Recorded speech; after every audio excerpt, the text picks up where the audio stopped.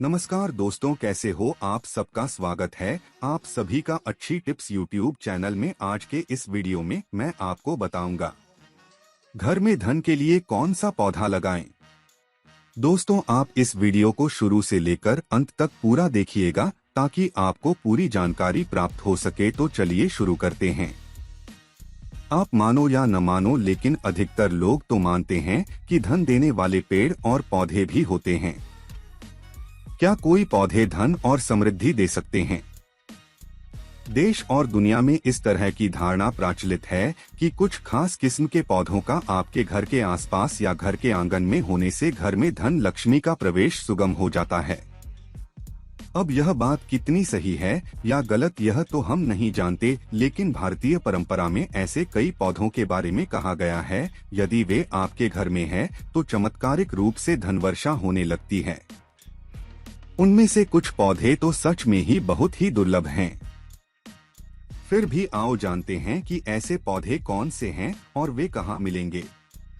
Money plant के बारे में तो सभी जानते ही होंगे।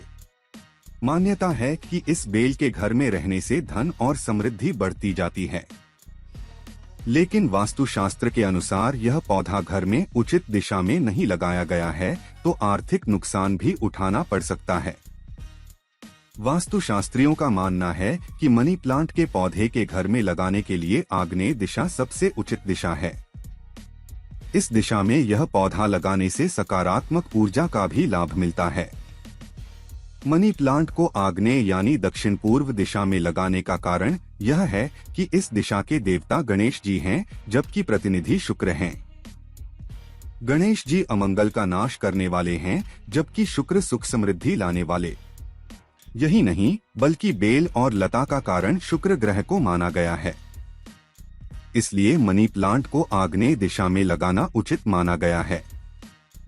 केले का पेड़ काफी पवित्र माना जाता है और कई धार्मिक कार्यों में इसका प्रयोग किया जाता है। भगवान विष्णु और देवी लक्ष्मी को केले का भोग लगाया जाता है।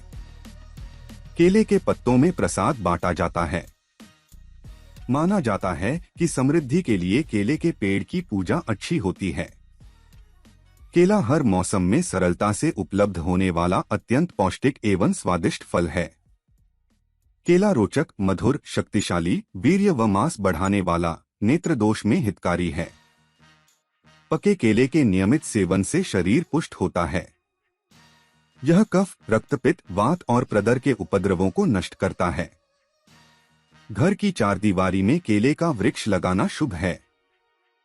इसे ईशान कोण में लगाना शुभ है, क्योंकि यह बृहस्पति ग्रह का प्रतिनिधि वृक्ष है। नारियल का वृक्ष, हिंदू धर्म में नारियल के बगैर तो कोई मंगल कार्य संपन्न होता ही नहीं। पूजा के दौरान कलश में पानी भरकर उसके ऊपर नारियल रखा जाता है। यह मंगल प्रतीक है। नारियल का प्रसाद भगवान को चढ़ाया जाता है। नारियल के पानी में पोटेशियम अधिक मात्रा में होता है। इसे पीने से शरीर में किसी भी प्रकार की सुन्नता नहीं रहती। अनजाना भय, शनि, राहु या केतु जनित कोई समस्या हो, कोई ऊपरी बाधा हो, बनता काम बिगड़ रहा हो, कोई अनजाना भय आपको भयभीत कर रहा हो अथवा ऐसा लग रहा हो कि किसी ने आपके परिवार पर कुछ कर दिया है, तो इसके निवारण के लिए शनिवार के दिन एक जलदार जटा वाला नारियल लेकर उसे काले कपड़े में लपेटें। 100 ग्राम काले तिल, 100 ग्राम उड़द की दाल तथा एक कील के साथ उसे बहते जल में प्रवाहित करें। ऐसा करना बहुत ही लाभकारी होता है। तुलसी तो अक्सर सभी घरों में लोग रखते ही है। इसके होने के कई फायदे हैं। यह एक ओर जहां सभी तरह के रोगाणु को घर में आने से पहले ही नष्ट कर देती है, वहीं यह घर में सुख, शांति और समृद्धि का विकास करती है। इसके नियमित सेवन से किसी भी प्रकार का गंभीर रोग नहीं होता है। हिंदू धर्म के अनुसार तुलसी को लक्ष्मी का दूसरा रूप माना गया है। घर में तुलसी का पौधा पूर्व दिशान, ईशान कोण अर्थात पूर्व और उत्तर के बीच या उत्तर दिशा में लगाएं। अश्वगंधा, वास्तुशास्त्र के अनुसार अश्वगंधा का पेड़ लगाने से सुख और समृद्धि की प्राप्ति होती है। अश्वगंधा का पेड़ अत्यंत लोकप्रिय आयुर्वेदिक औषधि भी है, जिसके कई तरह के लाभ हैं। कनेर कनेर की 3 तरह की प्रजातियां होती है। एक सफेद कनेर, दूसरी लाल कनेर और तीसरी पीले कनेर। कनेर को किसी वास्तुशास्त्री से पूछकर ही उचित दिशा में लगाना चाहिए। कनेर के पौधे के कई औषधीय गुण भी है। इससे गंजापन दूसर करने की दवा भी बनती है। कनेर को पौधे को लक्ष्मी का प्रतीक माना जाता है।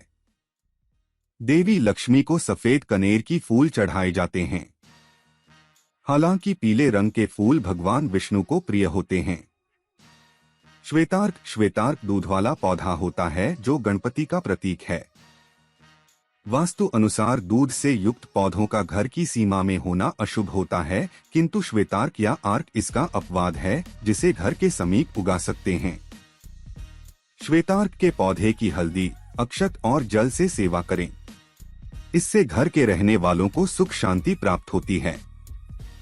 जिसके घर के समीप श्वेतार्क का पौधा फलता फूलता है वहां सदैव बरकत बनी रहती है। ऐसी भी मान्यता है कि जिस भूमि पर श्वेतार्क स्वतः उगा है वहां गुप्त धन हो सकता है। यह भी कि जहां यह होता है वहां के गृह स्वामी को आकस्मिक धन की प्राप्ति होती है। श्वेत अपराजिता का पौधा मिलना कठिन है। हालांकि नीले रंग का आसानी से मिल जाता है। इसके सफेद या नीले रंग के फूल होते हैं। अक्सर सुंदरता के लिए इसके पौधे को बगीचों में लगाया जाता है। इसमें बरसात के सीजन में फलियां और फूल लगते हैं।